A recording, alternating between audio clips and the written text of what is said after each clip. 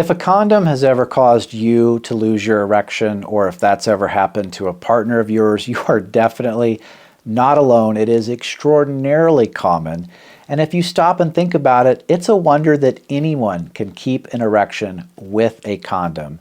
You know, great sex is supposed to be all about chemistry and this organic connection and passion, and none of those things are congruent with having to stop what you're doing, getting this little package, trying to open it up, putting it on. It takes you from this mindless, passionate activity to what feels like trying to solve a Rubik's Cube.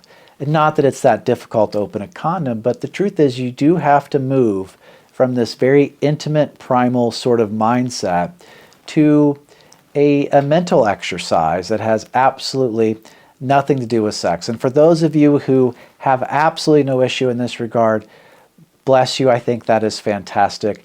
But I'm just making the point that for people who do struggle in this regard, I totally, absolutely get it. I get why it's common, and I get why it could happen to you. But what's really interesting about this is that this can cause an increase in pregnancy risk.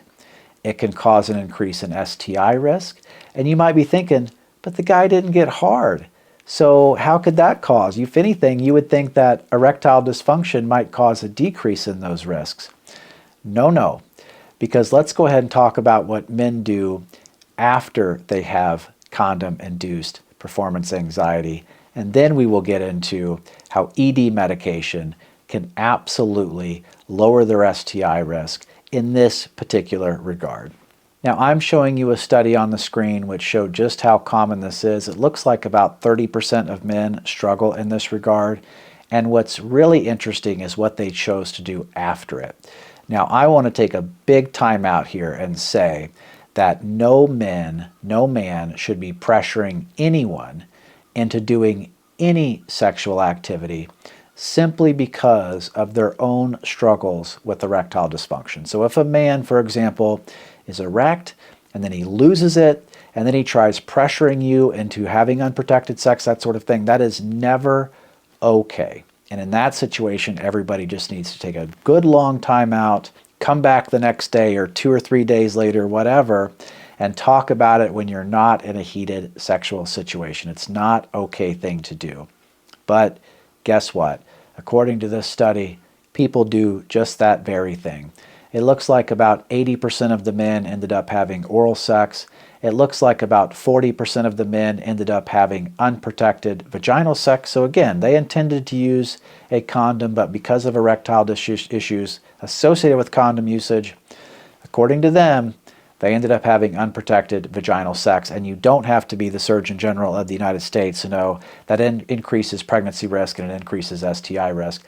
12% had unprotected anal sex, which is even higher STI risk associated with that. So this is a major, major problem. So how can ED medication help? Well, ED medication historically has been thought of as like an old man's, when you just physically cannot get an erection anymore, that might be when you turn to ED medication. But this is the perfect example of how men who have some level of anxiety around certain aspects of sex. Maybe you've been married for 20 years and now you're divorced and you're dating again, and it's scary to be with someone new. That might be the perfect opportunity to use ED medication so that you can have a safer sexual experience, so that you can put that condom on. It's not going to slip off because you're losing your erection halfway through sex. It's not going to be something where you're embarrassed and then you start spiraling. I mean, those things can still happen with ED medication, but I'm just making the point that it makes it much, much easier for you. ED medication also can give you such an amazing erection that it allows you time to bridge that gap from, hell yeah, I'm about to have sex with this amazing, super hot person who really wants me, to transition from that feeling to, okay, now I'm going to go find this condom, put it on, and then get back to that mindset. If you never lose your erection through that mindset, which ED medication can do for a lot of men, you might find that really beneficial. But what I fear is that a lot of young men feel like, no, I can do this. I'm hard all the time. I'm hard at work. Like I'm 25 years old, whatever. And they're not going to turn to medication. And guess what? The anxiety of a new partner or the anxiety of a condom is going to get to them. They're going to lose their erection. And then they're going to do something that is potentially really unfortunate. And so ED medication, in my opinion, should be something that people turn to sooner rather than later. Now, at shamelesscare.com, we have a team of physicians that prescribe erectile dysfunction medication. Those physicians can determine if you qualify, if it's safe for you, all of that sort of stuff. And if it is, then you can get really inexpensive generic medication sent right to your home in discreet packaging.